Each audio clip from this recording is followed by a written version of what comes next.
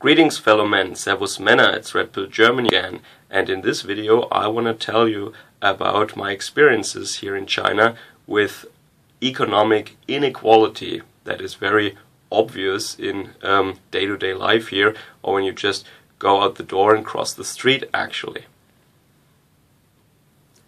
Now I'm from Germany, from Central Europe, and we have a system that I would call a mixed economy. You can be an entrepreneur, you can start your own business, your children can inherit your wealth, partially at least, but at the same time we have strong socialist elements in our society, and a lot of wealth is redistributed from the productive people to the unproductive people. And when we see this difference between rich and poor, especially in very close proximity, our go-to response would be, oh, someone, not necessarily the state, but someone ought to do something about this. Something has to be done to take a little bit from the rich and give a little bit to the poor, to make the poor people's lives more dignified, to make things quote-unquote fair. Now this is just something from our mentality. You can maybe argue from Christianity, but even our heathen ancestors who lived in tribal societies or extended families, they wouldn't have tolerated this very crass display of wealth next to abject poverty. So, but here in China, they have less problems with that, I guess. Otherwise, I can't really explain what I see, especially in a country where the government, the state, controls so much and has so much direct power. So if they wanted to change it, I think they could change it. For example, like here, just in the close proximity of this very expensive hotel where I am at the moment, you can see dirty children running around little streets that stink like sewage actually, and where animals are butchered in the streets, and people wash the guts of those animals in buckets and so on. People have missing teeth and dirty torn clothes, and they're not starving. They have houses, they have apartments, they have businesses, and they're store owners.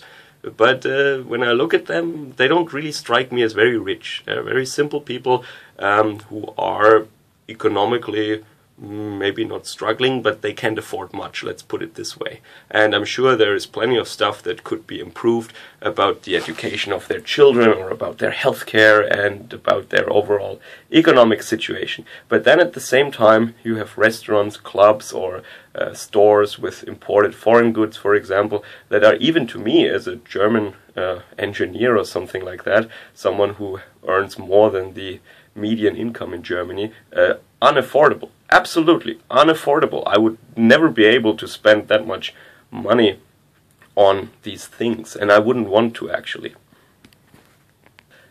Now, one very extreme example of this wealth that some people might call decadent or obscene wealth is, well, I went to a club recently, as I hinted at in one of my last videos, and what I saw there was quite an experience actually. So there were many young Chinese people there, early 20s I would guess, and it's very obvious that they didn't really make this money that they're spending there. They're way too young, so they must have rich parents. And it was a huge club with loud, booming techno music, and most of the area of this club was actually not a dance floor, but it was leather couches and low tables, where they would order extravagant food and expensive drinks. Like, you could spend tens of thousands of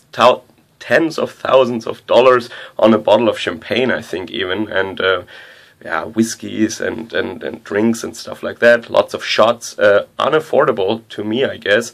I was sticking to beer more or less, but it was quite an experience. You could call this a demonstration of decadence. Some people in Europe would call it Roman decadence, maybe.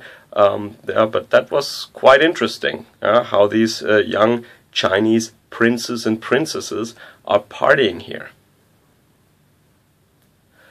So when we, a bunch of German engineers, when we went into that club, nobody thought, oh, rich white people. No, those people thought, ooh, who are these poor Europeans? Yeah, so they must have looked down on us. Actually, I mean, they are it's quite obvious that they are very, very rich, and that they know that we are not that rich.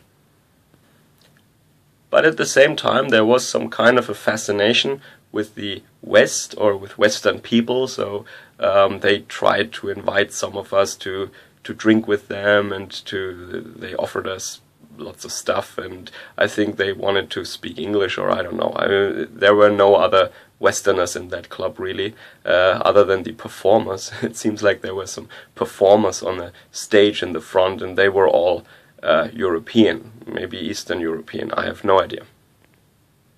And so the difference also between this club and most of the clubs you have in Europe is that not many people were actually dancing. As I said, most of it was couches with several waiters per couch and table unit.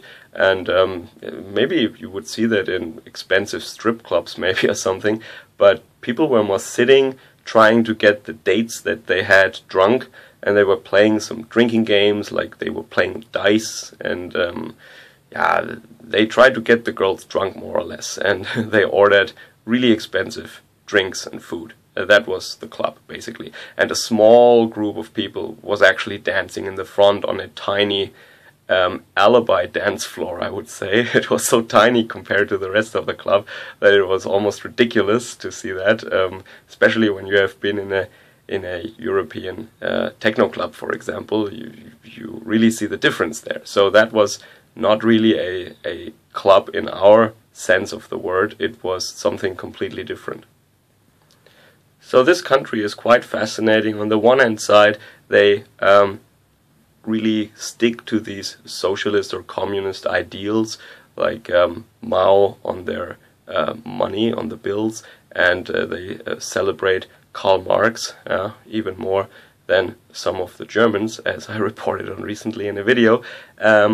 But then at the same time you see this high level of inequality that even to a Central European who is coming from a mixed economy, from that kind of background, would be unacceptable. So that makes this country quite fascinating. I don't know if I wanted to live here, even as an expat for a couple of years. But yeah, it is quite fascinating, that's the least I can say. And yeah, I will maybe upload a video from this club next, so that you can see what I'm talking about, and I will keep you posted about other things I experience here. So, time to go to bed for me. Gotta work in the factory again tomorrow to make some of these people even richer. So, enjoy the rest of your day. Servus, Kameraden.